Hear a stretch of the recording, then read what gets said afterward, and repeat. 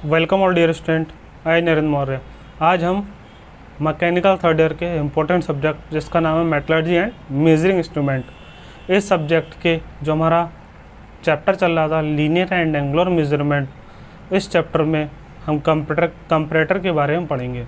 तो metallurgy and measuring instrument का एक मोस्ट इंपॉर्टेंट चैप्टर जिसका नाम है लीनियर एंड एंगुलर मेजरमेंट, इस चैप्टर में हम कंपैरेटर के बारे में पढ़ेंगे। इससे प्रीवियस लेक्चर में हमने कंपैरेटर के बारे में पढ़ा था, कंपैरेटर क्या होते हैं, किस टाइप के होते हैं, कौन कौन से हमारे सिलेबस के अकॉर्डिंग हमें पढ़ने हैं, इसमें डायल इंडिकेटर के बारे में पढ़ा था। तो एक बार हम इसे देख लेते हैं, कंपैरेटर का क्या होता है, इसके कौन से टाइप्स होते हैं और कौन से हमें पढ़ना है। ठीक है, स्टार्ट करते हैं। जैसे कि यहाँ पे कंपैरेटर बना हुआ है। कंपैरेटर का काम क्या होता है? कंपैरेटर का काम होता है किन्हीं भी दो ऑब्जेक्टिव डायमेंशन को कंपेयर करना। कंपेयर करके हम ये देखते हैं जो हमने ऑब्जेक्ट बनाया है वो हमारे स्टैंडर्ड डायमेंशन के अकॉर्डिंग तैयार हुआ है या नहीं हुआ है। तो बस सिर्फ और सिर्फ कंपैरेटर काम है कंपेयर करना, ना कि डायमेंशन को मेज़र करना। तो कंपैरेटर की सहायता से हम डायमेंशन को मेज़र नहीं कर सकते, ओनली इसकी सरफेस की फ्लैटनेस, लेंथ, डेप्थ, हाइट को कंपेयर करके मेज़र कर सकते हैं, ये चेक कर सकते हैं, सॉरी। ठीक है, इसमें हमने कौन कौन से हमारे सिलेबस के अकॉर्डिंग हमें पढ़ने देख लेते हैं।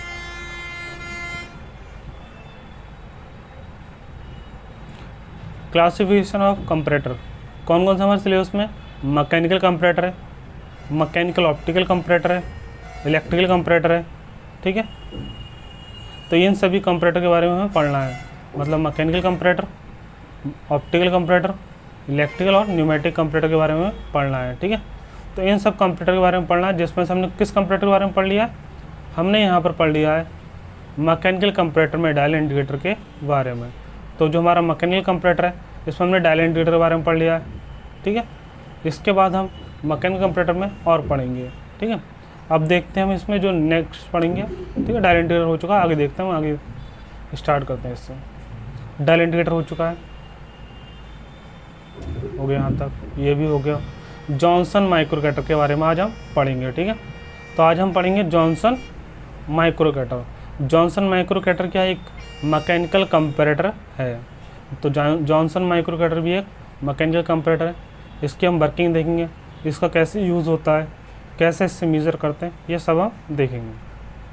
ठीक है, सबसे पहले अगर हम बात करें जॉनसन माइक्रोकेटर, एक साइंटिस्ट थे जिनका नाम जॉनसन था, उन्हीं के नाम से इस कंप्यूटर का नाम दिया गया है। तो जॉनसन जो साइंटिस्ट थे उन्होंने इसे एस्टेब्लिश करा था। ठीक है, इसका काम भी क्या है? इसका काम भी सिर्फ और सिर्फ किसी भी स्टैंडर्ड तथा वर्क पीस जो हमने बनाए उन दोनों की डायमेंशन को कंपेयर करके हम चेक करते हैं ये सेम है कि नहीं है। तो कंपैरेटर काम सिर्फ इतना ही है। ठीक है, जॉनसन माइक्रोकेटर कंपैरेटर जो है ये एक मैकेनिकल कंपैरेटर है। इसमें हम देख लेते हैं सबसे पहले पार्ट्स कौन कौन से होते हैं, किसका क्या काम होता है, फिर इसकी वर्किंग को हम देखेंगे। ठीक है, अगर हम बात करें यहाँ पर तो हमारा जो जॉनसन माइक्रोकेटर है इसमें पार्ट्स की अगर हम बात करें, जो इसमें आप देख रहे हैं सबसे ऊपर वाला जो पार्ट, ये जो है ये स्ट्रिप है जो एक। ठीक है, यहाँ पर जो आप स्ट्रिप देख रहे हैं इस स्ट्रिप को कहते हैं ट्विस्टेड स्ट्रिप। ये वाली जो आपने स्ट्रिप देख रहे हैं यहाँ पे, ये वाली जो यहाँ पे मुड़ी हुई है, इस स्ट्रिप को हम क्या कहते हैं? इस स्ट्रिप को कहते हैं ट्विस्टेड मेटल स्ट्रिप। ये एक मेटल की बनी हुई स्ट्रिप होती है जिसे हम रस्सी की तरह अगर मोड़ दें तो उसी तरह से ट्विस्टेड होती है। इस ट्विस्टेड स्ट्रिप में सेंटर वाले पॉइंट पर इस पर क्या लगा है? यहाँ पर इसके सेंटर पॉइंट पर थिन ग्लास पॉइंटर लगा है। थिन ग्लास पॉइंटर जो होता है ये ग्लास का बना हुआ एक पॉइंटर होता है। इसके ऊपर एक स्केल होता है जिसमें रीडिंग लिखी होती हैं, उन रीडिंग पे इसे सेट कर दिया जाता है। और सेट करने के बाद जब हम नया वर्क पीस लगाते हैं तो अगर हमारा वर्क पीस जो नया लगाया उसके डायमेंशन में चेंजेस होता है तो जो हमारा थिन ग्लास पॉइंटर है या क्लॉकवाइज या एंटी क्लॉकवाइज आगे या पीछे तरफ घूमता है, जिससे जो स्केल होता है उस पर रीडिंग का मान चेंज हो जाता है। और रीडिंग का मान चेंज होने का मतलब आप जानते ही हैं, डायमेंशन में डिफरेंस है। तो जो हमारा बीच वाला पार्ट होता है इसे हम कहते हैं ट्विस्टेड मेटल स्ट्रिप। ये मेटल की बनी हुई स्ट्रिप होती है, खासकर ये स्टील की बनी होती है। इससे हम रस्सी की तरह ट्विस्ट कर देते हैं और इसके बीच में क्या लगा देते हैं? थिन ग्लास पॉइंटर लगा देते हैं जो एक पॉइंट पर तक घूम सकता है क्लॉकवाइज एंटी क्लॉकवाइज। और जो स्ट्रिप है, स्ट्रिप क्या हो सकती है? अनबाउंड और बाउंड हो सकती है, मतलब ये और ट्विस्टेड हो सकती है और ट्विस्ट खुल भी जाता है, कैसे वो बताएंगे हम, ठीक है। और यहाँ पे क्या क्या पार्ट्स है ये देख लेते हैं। ये वाला जो पार्ट्स है देखो, इस वाले पार्ट्स की अगर बात करें, इसका एक एंड क्या है, फिक्स है, और दूसरी तरफ यहाँ पर ट्विस्टेड स्ट्रिप हमारी लगी हुई है। तो इस वाले पार्ट्स की अगर हम बात करें, कैंटिलीवर बीम की तरह है, तो कैंटिलीवर बीम की तरह है ये वाला पार्ट, तो इसे हम क्या कहते हैं, कैंटिलीवर स्ट्रिप कहते हैं। तो जो हमारा ये वाला पार्ट है कैंटिलीवर बीम की तरह है, इसलिए हम कहते हैं कैंटिलीवर स्ट्रिप। और जो ये वाला पार्ट है हमारा, ये एक लीवर है जिसे हम कहते हैं बेल क्रैंक लीवर, ठीक है। ये वाला जो लीवर है हमारा, ये वाला जो पार्ट है ये एक लीवर की फॉर्म में, इसलिए इसे हम क्या कहते हैं, बेल क्रैंक लीवर कहते हैं। तो ये वाला जो पार्ट है हमारा, ये वाला, इसे हम कहते हैं बेल क्रैंक लीवर, ठीक है, इसे बेल क्रैंक लीवर कहेंगे। और यहाँ पर देखते हैं ये वाला जो पार्ट है हमारा, ये बाहर वाला जो पार्ट है, ये सिर्फ सपोर्ट के लिए, इसे हम फ्रेम कहते हैं, फ्रेम, ठीक है, ये हमारा सिर्फ सपोर्ट के लिए है। जो बीच वाला पार्ट है हमारा, जो बेल क्रैंक लीवर से जुड़ा है, यहाँ पर बेल क्रैंक लीवर से जुड़ा हुआ है, तो बीच वाले पार्ट को हम क्या कहते हैं, बीच वाले पार्ट को कहते हैं प्लंजर, बीच वाले पार्ट को कहते हैं हम प्लंजर कहते हैं, ठीक है, बीच वाले पार्ट को प्लंजर कहते हैं। और आप यहाँ पर देख रहे हैं जो सबसे नीचे वाला पॉइंट है, ये सबसे नीचे वाला जो पॉइंट है, इसे हम क्या कहते हैं, कॉन्टैक्ट पॉइंट कहते हैं। जो सबसे नीचे वाला पॉइंट है हमारा, उसे कहते हैं कॉन्टैक्ट पॉइंट। ये कॉन्टैक्ट पॉइंट जो है सबसे नीचे वाला, ये ऊपर नीचे होके क्या करता है, अपने डिस्टेंस ऊपर नीचे ट्रैवल करता है, वर्टिकली मूव करता है, डिस्प्लेस होता है। और जो यहाँ पर ये वाला पार्ट है, इसे हम क्या कहते हैं, इसे हम कहते हैं स्लाइड वॉशर। स्लाइड वॉशर का मतलब क्या होता है, जैसे स्प्रिंग की तरह। अगर मान लो इस वाले प्लंजर को हम यहाँ से स्प्रिंग से और यहाँ से स्प्रिंग से बांध दें, तो जैसे इसे ऊपर, इससे ये ऊपर जाएगा। अगर मान लो नीचे से हम कुछ वस्तु लगाते हैं, नीचे फोर्स लगाते हैं, या नीचे कोई ऑब्जेक्ट ला देते हैं, इसकी हाइट ज़्यादा है, तो ये हमारा ऊपर पहुँच जाएगा, और ये ऊपर पहुँच जाएगा। जैसे हम हटाएंगे वर्क पीस, ये तुरंत नीचे आ जाएगा। तो जो स्लिड वॉशर होते हैं एक तरह से स्प्रिंग की तरह काम करते हैं। स्लिड वॉशर यहाँ पर लगे होते हैं, जो इसे एक जगह होल्ड करके रखते हैं। हमारे जो प्लंजर होता है, प्लंजर को एक जगह होल्ड करके रखते हैं, ठीक है। प्लंजर को होल्ड करने का काम होता है, स्लिड वॉशर का काम यहाँ पे, ठीक है। और हम बात करें यहाँ पर, जैसे इसे हम हमारे नीचे वाला जो कॉन्टैक्ट पॉइंट है, यहाँ पर कोई भी हमारा वर्क पीस आता है, तो वर्क पीस आने के बाद क्या होता है, ये प्लंजर ऊपर उठ जाता है, प्लंजर ऊपर उठ जाएगा, जिससे क्या होगा, प्लंजर ऊपर उठ जाएगा, तो यहाँ से ऊपर उठ जाता है। ऊपर उठने के बाद ये वाला हमारा बेल क्रैंक लीवर यहाँ से ऊपर उठ जाएगा, और ये पीछे तरफ हट जाएगा, और ये पीछे तरफ हट जाएगा। तब जो हमारा ये वाला जो स्ट्रिप है, ट्विस्टेड स्ट्रिप, ये ट्विस्टेड स्ट्रिप क्या होती है, इधर की तरफ खींचने लगी। जो हमारा बेल क्रैंक लीवर इधर तरफ जाएगा, तो हमारी ट्विस्टेड स्ट्रिप इधर की तरफ जाती है। तो उससे क्या होता है, जो हमारी स्ट्रिप होती है वो अनबाउंड होती है, मतलब खुलने लगती है, मतलब इसमें हल्का ट्विस्टेड कम हो जाता है, तो खुलती है। तो हमारा जो पॉइंट आउट होता है वो ट्रैवल करता है, तो स्केल पे उस रीडिंग को शो कर देता है, ठीक है।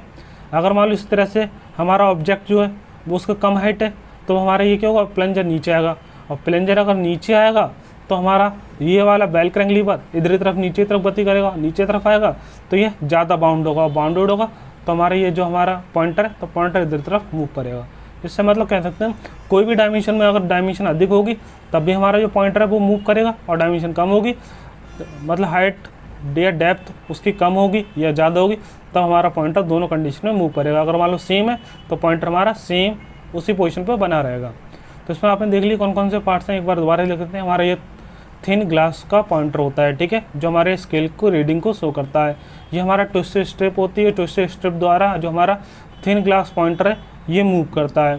ये हमारा कैंटिलीवर स्ट्रिप होती है, ये हमारा बाहर का जो पोर्शन है ये फ्रेम कहलाता है, बीच वाला पार्ट प्लंजर कहलाता है, नीचे वाला कॉन्टैक्ट पॉइंट कहलाता है। और जो हम कह सकते हैं यहाँ पर जो हमारा होल्ड करके रखता है प्लंजर को वो कहलाता है स्लाइड वॉशर।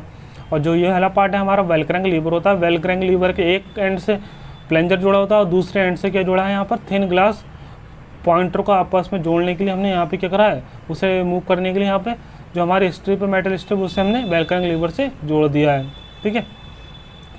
आगे हम अगर बात करें इसके प्रिंसिपल क्या होता है, this comparator works on the principle that when a tension is applied to the twisted strip this cause the strip to untwist resulting in rotation of pointer which attach at centre of twisted strip. यही इसका principal क्या कहता है, अगर मान लो comparator में कोई भी हम मान लो कोई भी डिवाइस या वर्क पीस से डायमेंशन जब मेज़र करते हैं तो इसमें एक टेंशन जनरेट होती है, जो हमारी स्ट्रिप है उसमें टेंशन जनरेट होगी, और जब उसकी डायमेंशन अगर ज़्यादा होगी तो ये पीछे तरफ जाने लगेगा बेल क्रैंक लीवर पीछे जाएगा, तो हमारा ये वाला ट्विस्टेड स्ट्रिप है ये अनट्विस्टेड होगी, मतलब खुलने लगेगी। जैसे हमारा जो पॉइंटर है पॉइंटर मूव करेगा और उससे रीडिंग को शो कर लेगा। जिससे डायमेंशन को हम मेज़र कर सकते हैं।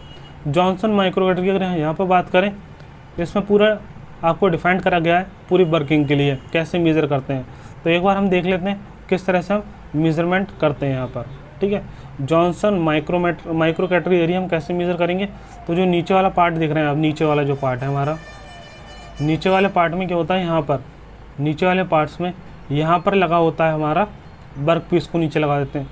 कॉन्टैक्ट पॉइंट जो होता है ये हमारा हार्ड मटेरियल का बना होता है, जिससे हमारा बार बार वर्क पीस के कॉन्टैक्ट में आने से ये घिसे नहीं। तो कॉन्टैक्ट पॉइंट को वर्क पीस के ऊपर लगा देते हैं, पहले स्टैंडर्ड के ऊपर लगाते हैं। स्टैंडर्ड के ऊपर लगाने के बाद हमारा प्लंजर होगा, प्लंजर थोड़ा ऊपर उठ जाएगा, मान लिया थोड़ा ऊपर उठ जाएगा तो हमारा जो बेल क्रैंक लीवर है थोड़ा पीछे आ जाएगा, जिससे हमारा जो हमारा ट्विस्ट स्टेप है अनट्विस्ट हो जाएगी थोड़ी सी, और स्केल द्वारा यहाँ पर एक स्केल की रीडिंग पर रुक जाएगा। उस रीडिंग को हम नोट कर लेंगे, मान लो 20.5 आ रहा है, ठीक है, जो यहाँ रीडिंग आ रही है। उसके बाद हमने क्या करेंगे, नीचे वाले स्थान पर हम वहाँ से स्टैंडर्ड वर्क पीस को हटाएंगे और वर्क पीस लगा देंगे जो हमने बनाया है। और बनाने के बाद हम देखेंगे डायमेंशन सेम आ रही है तब तो कोई बात नहीं है, तब तो डायमेंशन सेम है। अगर नहीं आ रही हैं तो क्या होगा, या फिर ये हमारा बेल क्रैंक लीवर थोड़ा नीचे आएगा या फिर थोड़ा और ऊपर जाएगा। दोनों कंडीशन में हमारा जो पॉइंटर है वो आगे या पीछे की तरफ बढ़ेगा, इससे रीडिंग का मान चेंज होगा।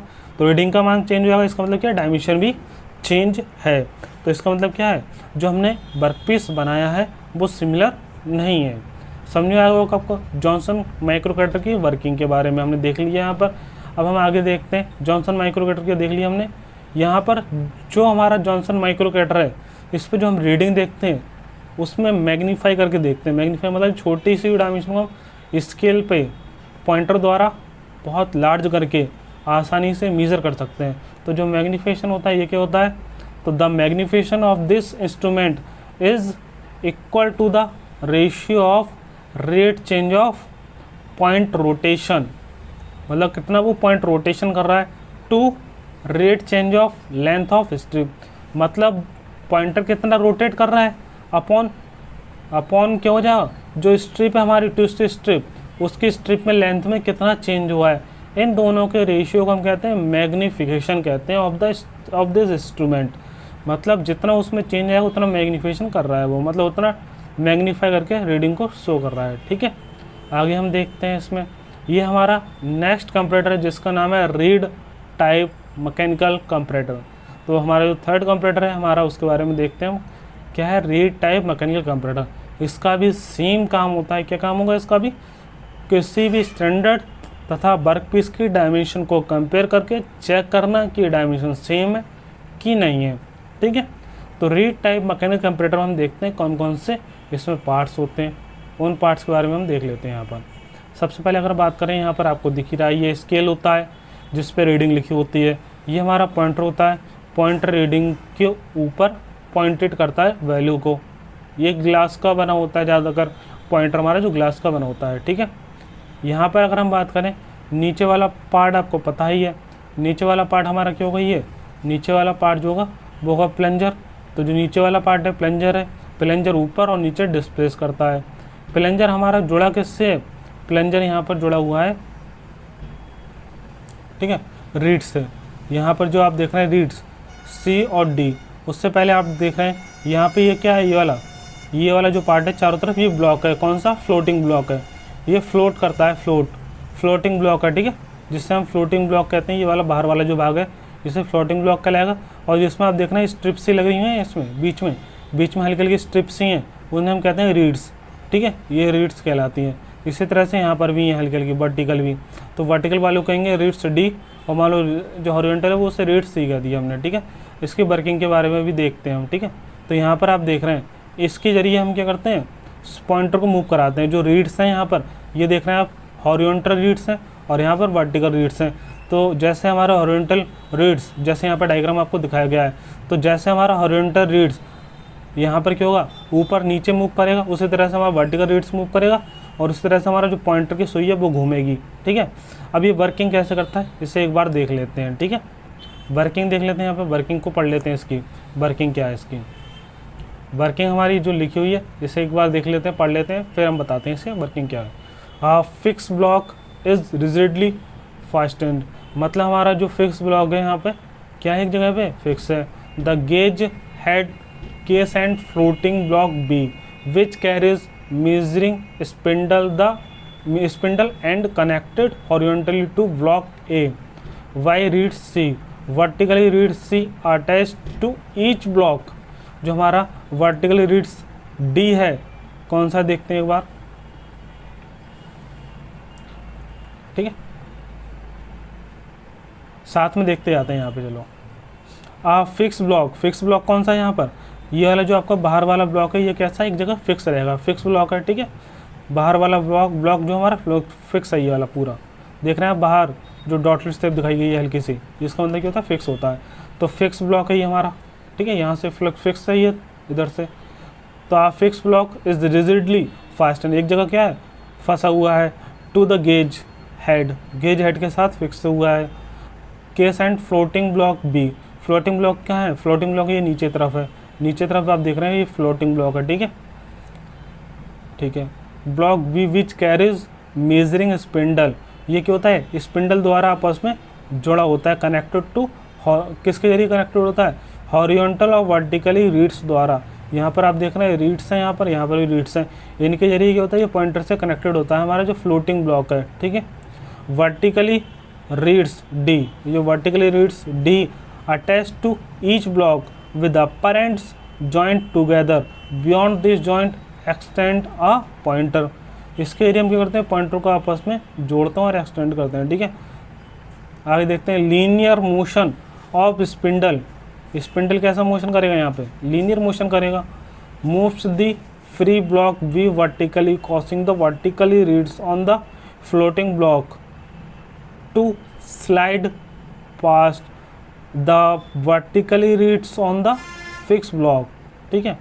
Since vertically reeds are joint at their upper end, ठीक है, अपर एंड का मतलब क्या है, जो आपका यहाँ पे कह सकते हैं जो फ्लोटिंग ब्लॉक है, मेनली आपका ये वाला फ्लोटिंग ब्लॉक जो होता है किससे जुड़ा हुआ है, प्लंजर से जुड़ा हुआ है। और जो फ्लोटिंग ब्लॉक है इसका जो मोशन होगा, प्लंजर का जो मोशन होगा, उससे फ्लोटिंग ब्लॉक में जो चेंजेस आएगा, उस चेंजेस को कहाँ से शो करेंगे हम, रीड्स द्वारा। यहाँ पे हॉरिजॉन्टल रीड्स द्वारा रीड्स भी गति करेगा वैसे, और वैसे ही वर्टिकल रीड्स द्वारा हम पॉइंटर को मोशन ट्रांसमिट कर देंगे, जिससे पॉइंटर हमारे रीडिंग को शो कर देगा। लास्ट लाइन देखते हैं, the amount of reeds swing और pointer rotation in proportional to the distance the floating block B moves with spindle, ठीक है। अगर हम बात करें इसकी पूरी वर्किंग के बारे में, तो एक बार वर्किंग देख लेते हैं पूरी, समझा, ठीक है। देखिए यहाँ पे क्या होता है, जो ये वाला पार्ट है हमारा ये फिक्स रहेगा, ठीक है, ये एक जगह फिक्स रहेगा इधर से। नीचे वाला जो पार्ट से होता है, जो हमारा नीचे वाला पार्ट है, प्लंजर वाला पार्ट, वो जुड़ा हुआ है किससे, फ्लोटिंग ब्लॉक से जुड़ा हुआ है। और फ्लोटिंग ब्लॉक किससे जुड़ा हुआ है, यहाँ पर रीड से जुड़ा है। रीड्स कौन सी हैं, हॉरिजॉन्टल भी हैं, वर्टिकल भी हैं, ठीक है,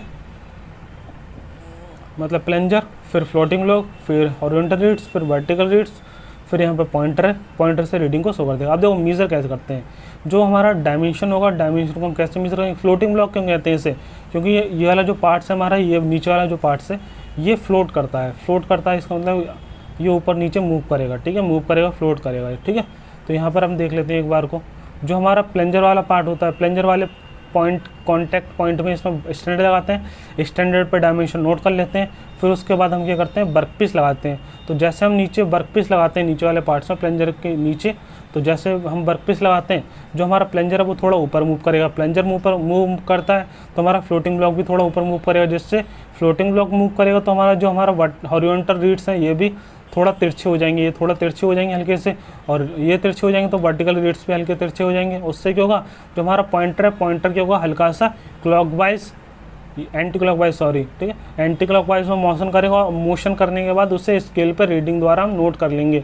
इसका मतलब क्या है, डायमेंशन में चेंजेस आ गए। डायमेंशन का चेंज मतलब क्या है, दोनों जो हमने स्टैंडर्ड है और जो हमने वर्कपीस तैयार करा था उनके डायमेंशन में चेंज है, ठीक है। तो ये चेक करके हम बता सकते हैं कि दोनों डायमेंशन डिफर हैं, सेम नहीं है। तो कंपैरेटर से इस तरह से कंपेयर कर लेते हैं। ये था रीड टाइप मैकेनिकल कंपैरेटर। इसके बाद हम अगला कंपैरेटर देखते हैं। अगला है हमारा सिग्मा कंपैरेटर, ठीक है। अगला कंपैरेटर कौन सा हमारा, सिग्मा कंपैरेटर। इसका हम ये वाला डायग्राम देख लेते हैं। यहाँ पे जैसे आपको ये वाला डायग्राम दिख रहा है, ये क्या है, यहाँ पे सिग्मा कंपैरेटर का डायग्राम है।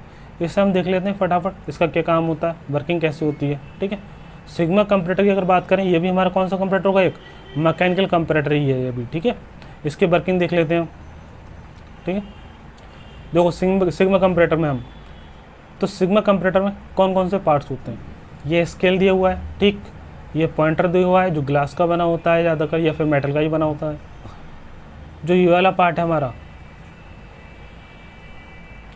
ये वाला पार्ट देख रहे हैं आप, ये क्या है यहाँ पर आपस, ये पॉइंटर के ड्राइविंग ड्रम से जुड़ा हुआ है। ड्राइविंग ड्रम में क्या होता है, यहाँ पे जो आप पार्ट्स देख रहे हैं यहाँ पे, इसके जरिए हम मोशन को ट्रांसमिट करते हैं, मतलब इसके जरिए हम इससे मोशन इस पॉइंटर को दे देते हैं, जिससे हमारा पॉइंटर आगे पीछे मूव करेगा, जिससे हमें रीडिंग को नोट करने में आसानी होगी। तो इससे जो हमारा ये वाला पार्ट है, ये कहता था हमारा फॉस्फर ब्रॉन्ज निबन। ठीक है, ये वाला पार्ट्स पूरा, जो ये वाला पार्ट्स है हमारा, ये फॉस्फर ब्रॉन्ज निबन कहलाता है। मेन ये समझ लीजिए एक तरह का ये स्ट्रक्चर होता है, फ्रेम होता है, जो मोशन पावर को ट्रांसमिट कर रहा है, किससे, प्लंजर से। तो जो ये वर्टिकल वाला पार्ट है हमारा प्लंजर होगा। प्लंजर की खास बात क्या है, ये ऊपर नीचे मूव करेगा, और मूव करेगा, नीचे हमारा जो पॉइंट होगा वो कॉन्टैक्ट पॉइंट होगा। जो ये वाला पार्ट है हमारा, ये क्या है, स्लाइड, मतलब यहाँ पर जो हमारा स्प्रिंग की तरह काम करेगा, ये स्लाइड डायाफ्राम है। ठीक है, ये वाला और ये वाला स्लाइड डायाफ्राम होता है, ये स्प्रिंग की तरह आपस में जुड़ा होता है। जैसे ये ऊपर मूव करेगा तो एकदम प्लंजर को ही वापस दोबारा से नीचे लाए, तो स्लाइड डायाफ्राम है यहाँ पर। ठीक है, अब हम बात करें, ये पूरा हमारा हो गया प्लंजर। अब प्लंजर द्वारा जैसे ये मोशन करेगा, तो प्लंजर के मोशन को यहाँ पर क्या है, एडजस्टेबल स्क्रू है।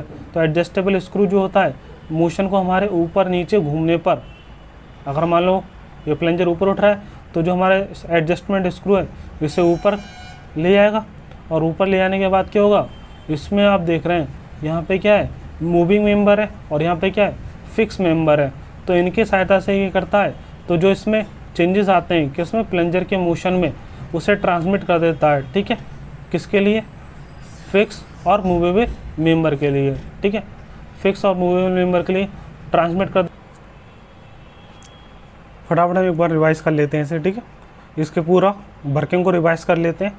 पार्ट्स हमने देख लिए थे, एक बार पार्ट्स भी एक बार देख लेते हैं। ठीक है, फटाफट क्या क्या होते हैं इसमें हमारे स्केल होता है, पॉइंटर होता है, ये हमारे कह सकते हैं इसे फ्रेम कहता है, फ्रेम होता है हमारा ये, जो क्या करता है, यहाँ से मोशन को ट्रांसमिट करता है, जो मोशन प्लंजर द्वारा करा जाता है। ये प्लंजर होता है यहाँ पे, ये स्लाइड डायाफ्राम होता है जो स्प्रिंग की तरह काम करता है। यहाँ पे अगर हम बात करें, यहाँ पे फिक्स मेंबर होता है, ये हमारा मूविंग मेंबर होता है। ये नाइफ एज है इसकी। ठीक है, यहाँ पे नाइफ एज है, और यहाँ पर हमारा क्या होता है, एडजस्टमेंट स्क्रू होता है। यहाँ पावर किस तरह से ट्रांसमिट करेंगे अगर बात करें, नॉर्मली इसमें इसका हम यूज़ करते हैं किसी भी सरफेस को चेक करने के लिए। जो नीचे वाला आप पॉइंटर देख रहे हैं ना, इसके पॉइंटर के कांटेक्ट में हम किसी सरफेस को रखते हैं, और रखने के बाद इससे कैसे मोशन कराते हैं, हॉरिजॉन्टल मोशन कराते हैं। हॉरिजॉन्टल मोशन कराते समय क्या होता है, जो हॉरिजॉन्टल मोशन कराते हैं हम, उस हॉरिजॉन्टल मोशन कराते समय जो एडजस्टमेंट स्क्रू हमारा ये वाला, इस एडजस्टमेंट स्क्रू द्वारा क्या होता है, जो भी उसमें सरफेस में चेंज आते हैं, उस सरफेस के चेंजेस को ये क्या करता है, इस नाइफ एज द्वारा मूविंग मेंबर पे क्या करता है, ये मूविंग मेंबर पे उस सरफेस के लिए, जैसे अगर मान लो यहाँ पर आप मूव कर रहे हैं इस प्लंजर के लिए, तो प्लंजर जैसे मूव करेगा तो ये एडजस्टमेंट स्क्रू से खुरखरी जगह पे मान लो ये ऊपर इस तरह से सरफेस आ गई, एकदम फ्लैट से, एकदम मान लो फ्लैट सरफेस है, लेकिन इस तरफ एकदम इस तरह से आ गई, तो हमारा एकदम प्लंजर जो होगा हल्का सा ऊपर उठ जाएगा, हल्का सा ऊपर उठ जाएगा। और जो हमारा नाइफ एज वाला एंड है, नाइफ एज वाला एंड क्या कर रहा है, इसके ऊपर घूम रहा है, इसके ऊपर चल रहा है, इसके ऊपर चल रहा है, तो क्या होता है, इसके तरफ इसके ऊपर जो वर्क पीस होगा, उस इसके ऊपर जो हमारा यहाँ पीस रखा हुआ है, उस पीस में सरफेस में भी कुछ चेंजेस आएंगे। वो चेंजेस को आने के बाद उस चेंजेस को क्या कर रहा है, ये मोशन को ट्रांसमिट कर दे रहा है पॉइंटर के लिए। तो हमारा जो फिक्स मेंबर होगा, फिक्स मेंबर उससे क्या करेगा, उसके लिए ट्रांसमिट कर देगा उस मोशन को। जब एकदम जो भी चेंजेस आएंगे, उस चेंजेस को ये पॉइंटर द्वारा स्केल पे ट्रांसफर कर देता है। मेनली ये समझ लो, सिग्मा कंप्यूटर का हम यूज़ करते हैं हॉरिजॉन्टल मोशन, या हॉरिजॉन्टल ये मोशन करता है हमारा कंप्यूटर वाला। मेनली इसका यूज़ है किसी भी सरफेस की फ्लैटनेस को चेक करता है ये, ठीक है, सिग्मा कंप्यूटर। आगे देखते हैं इसमें, ये सिग्मा कंप्यूटर का डायग्राम है, जैसे आपको यहाँ पे दिखाया गया है, ये किस तरह से मूव कर रहा है यहाँ पर। तो एक बार देख लेते हैं। हमारे देखो पॉइंटर, अगर मान लो यहाँ पर वर्क पीस कोई रफ सरफेस आएगी इस तरह से, मान लो एकदम खुरखुर, मान लो इस तरह से एकदम ऊंची नीचे सरफेस आएगी, तो हमारा जो पॉइंटर होगा वो पॉइंटर क्या करेगा, प्लंजर पॉइंटर पे प्लंजर क्या हो जाएगा, एकदम ऊपर की तरफ लिफ्ट हो जाएगा। और जैसे ही प्लंजर लिफ्ट होगा, वैसे ही प्लंजर लिफ्ट होने के बाद जो हमारा यहाँ पर आप देख रहे हैं मूविंग मेंबर, क्योंकि ये मूव करता है, ये हमारा फिक्स रहता है। तो हमारा जैसे प्लंजर मूव करेगा तो प्लंजर जो होता है एडजस्टमेंट स्क्रू द्वारा मूविंग मेंबर से आपस में जुड़ा है। मूविंग मेंबर से आपस में जुड़ा है तो उससे क्या होगा, जैसे हमारा प्लंजर ऊपर गया तो एडजस्टमेंट स्क्रू भी ऊपर गया। इस एडजस्टमेंट स्क्रू क्या है, मूविंग मेंबर से जुड़ा हुआ है, तो मूविंग मेंबर भी क्या होगा, ऊपर जाएगा। और मूविंग मेंबर जैसे ऊपर जाएगा तो उस मोशन को ये क्या करेगा, पॉइंटर द्वारा स्केल पे शो कर देगा, जिससे हमें पता चल जाएगा कुछ ना कुछ डिफरेंस है। ठीक है, मेनली काम होता है ज़्यादा का फ्लैट सरफेस को चेक करने के लिए। इसका फ्लैट सरफेस भी चेक सकते हैं या फिर किसी की हाइट को भी हम चेक कर सकते हैं। मेनली फ्लैटनेस को या डेप्थ वगैरह को या थिकनेस को मेजर करने के लिए सिग्मा कंप्यूटर का हम यूज़ कर सकते हैं। मैकेनिकल कंप्यूटर की अगर बात करें एडवांटेज क्या होते हैं और डिसएडवांटेज क्या होते हैं, क्योंकि अगर बात करें मैकेनिकल कंप्यूटर है तो इसमें एडवांटेज भी होते हैं कई सारे, तो उसी तरह से मैकेनिकल कंप्यूटर के होने के कारण ही क्या होता है, कुछ डिसएडवांटेज भी होते हैं। तो देख लेते हैं एडवांटेजेस कौन से और डिसएडवांटेज कौन कौन से होते हैं किसी मैकेनिकल कंप्यूटर में। एडवांटेज की बात करें, दे आर चीपर, ये क्या होते हैं, बहुत सस्ते होते हैं, मैकेनिकल इक्विपमेंट द्वारा होते हैं, कोई बहुत हाई फाई टूल की ज़रूरत नहीं होती है इसमें, बहुत इजीली आराम से कोई भी टूल इसका मिल जाता है और इसे इजीली असेंबल करके इसका यूज़ कर देते हैं। मतलब ये बहुत सस्ता होता है, बहुत ज़्यादा महंगा नहीं होता है। They do not require any external electrical energy, किसी भी तरह की एनर्जी को रिक्वायरमेंट नहीं होता है इसमें, खासकर electrical energy. They are normally robust, compact and easily handle, इससे हम क्या करते हैं, ईजिली हैंडल कर सकते हैं। बहुत हाई क्वालिफाइड कह सकते हैं, बंदों की ज़रूरत नहीं होती थी चलाने के लिए। ठीक है, ईजिली इससे हैंडल कराया जाता है। Normally they have a linear scale, normally अगर बात करें इसका जो स्केल होता है लीनियर मोशन को ही ट्रांसमिट, लीनियर मोशन को शो करता है। Mechanical computer are suitable for ordinary workshop condition and being portable can be issued from a store, मतलब जितने भी कह सकते हैं वर्कशॉप होती हैं, वर्कशॉप में इसे हम आसानी से यूज़ कर सकते हैं, क्योंकि ये पोर्टेबल होता है तो आसानी से एक जगह से दूसरी जगह लाया जा सकता है। तो बहुत इजीली से हैंडल करा जा सकता है मैकेनिकल कंप्यूटर को, कि एक जगह से दूसरी जगह ले जाके आसानी से हम चेक कर सकते हैं। ठीक है, डिसएडवांटेज देख लेते हैं कौन कौन से होते हैं। Due to more moving parts the friction is more and subsequently less accuracy obtained. ठीक है, अगर बात करें हम इसमें एक्यूरेसी की होती है कम होती है, फ्रैक्शन लॉसेस के होते हैं ज़्यादा, घर्षण लॉसेस ज़्यादा होने का, क्योंकि कई छोटे छोटे गियर्स होते हैं इसमें, इनके जरिए क्या होता है पावर को ट्रांसमिट करता है। तो जब पावर ट्रांसमिट करेगा इतने गियर एलिमेंट द्वारा तो फ्रैक्शन लॉसेस होंगे, फ्रैक्शन लॉसेस होगा तो जो हमें एक्यूरेसी होगी थोड़ी बहुत उसमें डिफरेंस मिल जाता है। तो the accuracy of the computer is considerable reduce due to backlash. इसकी अगर हम बात करें, इसमें कुछ जैसे हम क्या करते हैं, एक जगह से मोशन को दूसरी जगह ट्रांसमिट करके हमें एक नोट कर रहे हैं वैल्यू, तो उसमें एक्यूरेसी में थोड़ा क्या होता है, डिफरेंस आ जाता है। Less sensitive due to inertia of moving parts, जो पार्ट्स होते हैं उसमें घर्षण होगा तो इनर्शिया होगा, इनर्शिया होगा तो सेंसिटिविटी क्या होती है, थोड़ी कम होती है। इनमें क्या होगी, एरर भी होगी ड्यू टू, ठीक है, डिफरेंट मोशन ऑफ पॉइंटर को हम क्या करते हैं, जब ट्रांसमिट करते हैं पावर तो उसमें कई तरह से मोशन में चेंजेस आ जाते हैं, इसलिए क्या होता है इसमें कई तरह की एरर भी आ जाती हैं। The range of instrument is limited as pointed move over a fix scale. तो जो फिक्स स्केल होता है हमारा, उस पर जो रीडिंग लिखी होती हैं उसी रीडिंग के बीच में ये सेम रेंज, मतलब इसी रेंज के बीच में रीडिंग को नोट कर पाते हैं। इससे बहुत ज़्यादा हाई कह सकते हैं वैल्यू को हम इससे मेज़र नहीं कर सकते, मतलब कोई भी बहुत ज़्यादा हैवी डायमेंशन को, मतलब ज़्यादा बड़ी डायमेंशन को इससे मेज़र नहीं कर सकते, जो स्केल पे लिमिटेड रेंज के अंदर ही ये रीडिंग को नोट कर सकता है। ठीक है, इसका ये डिसएडवांटेज आ जाता है। आगे और देखते हैं डिसएडवांटेज में, they have a less magnification compare to optical comparator. इससे हम अगर बात करें, लेस मैग्नीफाई करता है कंपेयर टू ऑप्टिकल कंपैरेटर। जो हमारे ऑप्टिकल कंपैरेटर होते हैं, ऑप्टिकल कंपैरेटर मतलब जो लाइट द्वारा चलते हैं, जैसे लाइट लेंस से यूज़ करें, उससे हम क्या करें, लाइट को एंटर कराएं और एंटर कराने के बाद उससे वो टकरा के जब इमेज बनाता है या फिर क्या कहते हैं वो पॉइंटर पे शो करता है रीडिंग को, उसके कंपैरिजन में इसका मैग्नीफिकेशन क्या होता है, कम होता है। मैकेनिकल कंपैरेटर का मैग्नीफिकेशन क्या होता है, कम होता है। इससे हम क्या सकते हैं, बहुत ज़्यादा हाई वैल्यू भी नहीं दे सकते, या फिर किसी भी छोटी वैल्यू को बहुत ज़्यादा भी मैग्नीफाई नहीं कर सकते हम। मैग्नीफाई करने से क्या होता है, एक्यूरेसी आपकी बढ़ जाती है, इसलिए इसकी एक्यूरेसी भी क्या होती है, थोड़ी कम होती है। ठीक है, तो ये आपके मैकेनिकल कंपैरेटर कंप्लीट हो चुके हैं। अगले लेक्चर में हम देखेंगे ऑप्टिकल कंपैरेटर क्या होते हैं। ठीक है, ऑप्टिकल कंपैरेटर के बाद और होता है optical comparator, mechanical optical comparator होता है। ठीक है, तो ऑप्टिकल कंपैरेटर में सिर्फ आपको मैकेनिकल ऑप्टिकल कंपैरेटर पढ़ना है। उसके अलावा अगर हम बात करें एडवांटेज देखेंगे, इसमें इलेक्ट्रिकल कंपैरेटर देखेंगे। इसके बाद हमारा बचेगा इलेक्ट्रिकल कंपैरेटर के बाद न्यूमेटिक कंपैरेटर। इसके बाद हमारा ये क्या हो जाएगा, कंप्यूटर का पार्ट्स ख़त्म हो जाएगा। ठीक है, तो अगले लेक्चर में बाकी का आगे का हम स्टार्ट करते हैं। ठीक है, आज के लिए बस इतना ही।